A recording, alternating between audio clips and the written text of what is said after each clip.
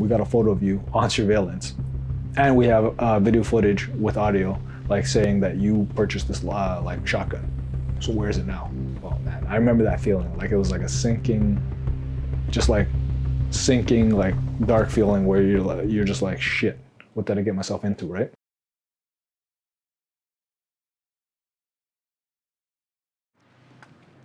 So 19 years old, you know, working a bunch of, I would call them dead-end jobs. I was just tired of dealing with people, right? Tired of dealing with crazy patients, tired of dealing with like people, tired of working, right? So I had this idea in my head. I'm like, I'm sure there's a market for firearms, right? I'm like, this is a genius idea. Like, I'll just buy these firearms and then I'll just resell them, and nobody will be the wiser. Who are you selling these guns to?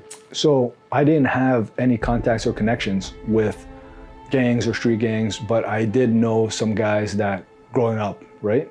That's the route they went. They went to like the drugs and gangs route. So I reached out to an old friend that I grew up since like grade 2 with, right? And at that point, he turns me towards another guy.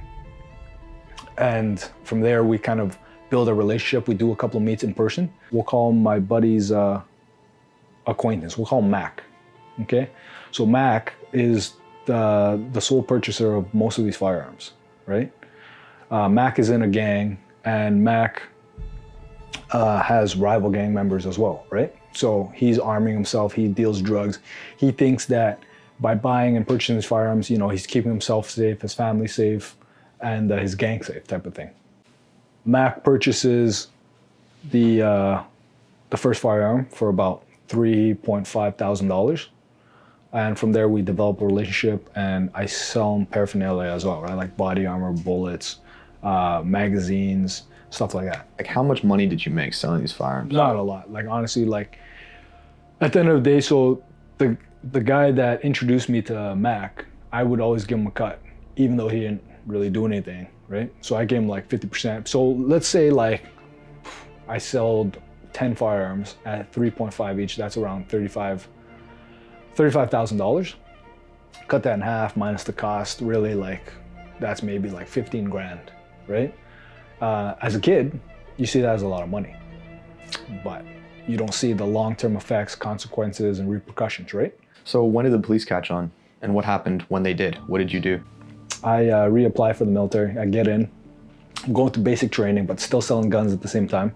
So I got my boy. He comes from Toronto, and he'll drive to like whatever city I'm in to like give me money or pick up anything, paraphernalia, anything like that, and then bring it back and sell it on my behalf. I come back for Christmas leave, I believe, or summer leave or something like that from the military. And I'm trying to replenish, like buy more firearms, so I have stock of it so I can just keep selling it. So I thought that just by taking a grinder and grinding off the serial, like that would be sufficient enough. But those serial numbers are not just surface level, they're like stamped pretty deeply into the firearm itself. So the extraction method that the police used in order to obtain those numbers again was they dipped into acid. Those acid would fill the old crevices, and the number would come back out. When they dipped into acid bath, it gave them the old serial number. That serial number tracks to me on a federal level because I have a license with RCMP. Then they come, that's when they came to me and they're like, hey, why are your firearms being found in the members of like gang members, in the hands of gang members? What I wasn't aware of was that the Toronto Firearms Enforcement Unit had come to the house a couple times to check up on me and the firearms, right? I believe the room I was renting out at the time, the landlords just let them in, right? So they didn't need a warrant. They just let them in, walked them to my room and said, this is his room, this is everything he has. So when they could not locate like all the firearms, so it says I was supposed to have like, let's say 12 to 14, and I think he only located like 2 or 3. So they seized those ones, and now my license is flagged. I'm flagged, basically, for RCMP and for the Toronto Police. The police started going to all my last known locations. They start like canvassing all my family members, asking like where I am, what I'm doing, you know, like they want to question me, they want me to come in for interrogation interview. So I think I was at about 2 years into the military at this point, and that's when I left, right? I was almost finished my course on the infantry. It's called the DP1 course. So I leave at this point, come back to Toronto, and now basically I'm just hiding out for a few months, actually. I just keep moving around, changing my number, using cash. Eventually, my pops convinced me to go in and just do the interrogation, which was a terrible idea. Right, so I go in, no lawyer, it's just me and two detectives. Sit down in the interrogation room, and they questioned me. And I didn't realize that they had more information on me than I realized, which is what really gets me, right? Because earlier that week, I had just gone in and purchased a shotgun. Now, for a shotgun, you don't need any sort of RCMP authorization, because when you buy a handgun, what happens is the shop sends a acquisition to the RCMP saying, hey, you know, Rich wants to buy a Glock. Is this okay? This is licensed, this is all information, he's paid up, you know, just let us know yes or no, and then fax us back with the long gun. So that means like basically any rifle, shotgun, or anything that you literally just go in, purchase the long arm rifle, whatever, and you're gone. You don't need to be authorized for that. At the end of the interrogation, that's when they let out like the bombshell, right? They're like, well, listen, like we got a photo of you on surveillance, and we have video footage with audio, like saying that you purchased this like shotgun. So where is it now? Well, man, I remember that feeling. Like it was like a sinking, like dark feeling where you're just like, shit, what did I get myself into, right?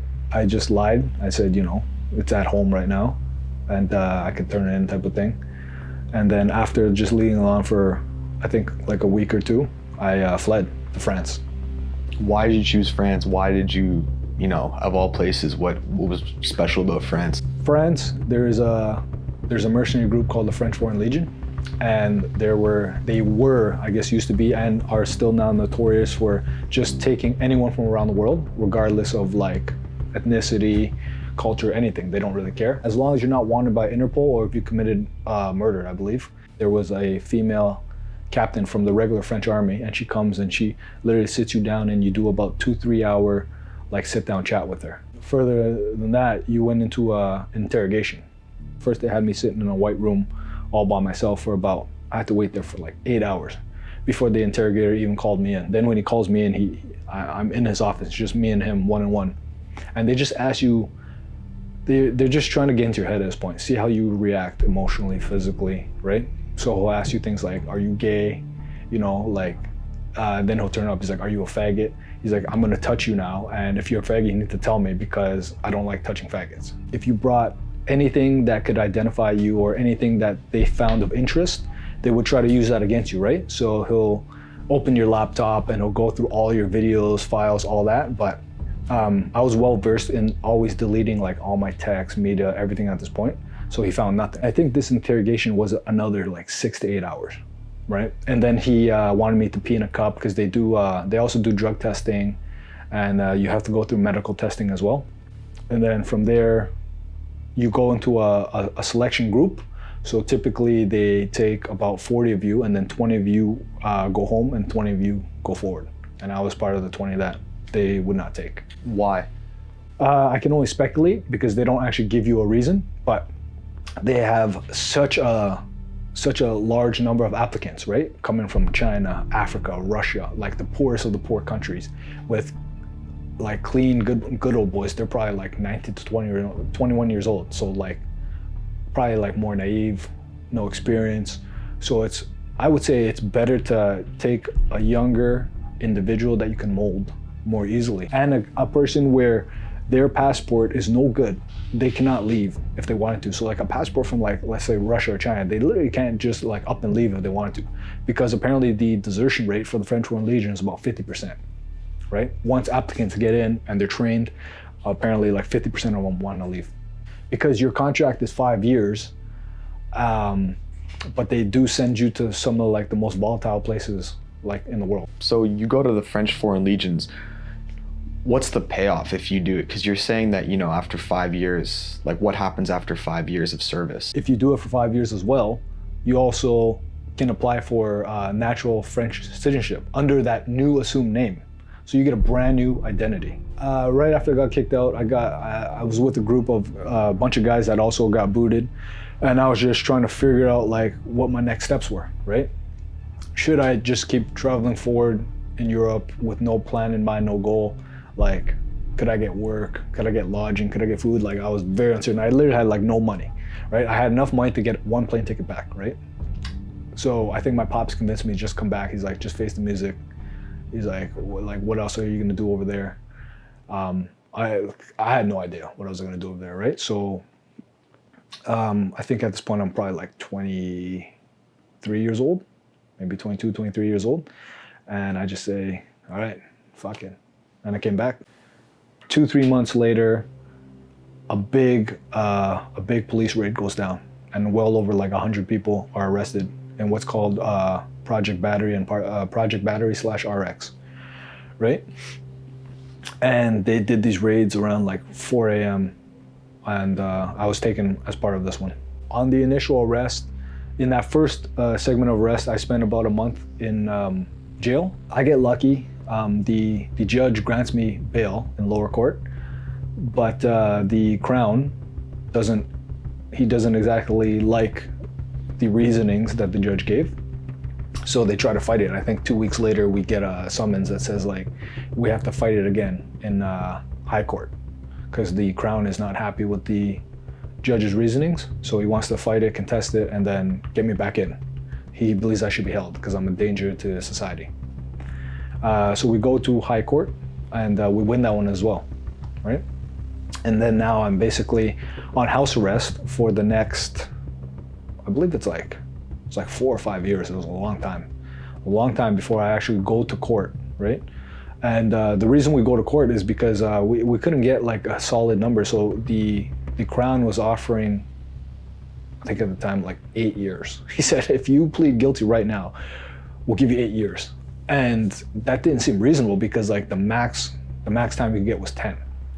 So why would I take 8? I might as well just try like take the fight. If I lose, I'm probably gonna get 8 to 10 anyways. And if I won, then you win. So we took it to trial. I lost, but luckily the judge, like, you know, he really liked me, and based on like good military service and merits and commendations, they gave me 5.5 years, which is pretty damn good, right? So I did 18 months in federal prison, and then I did 6 months in a halfway house in Brampton. And then now I'm due to finish all my parole and legal obligations in March of 2023.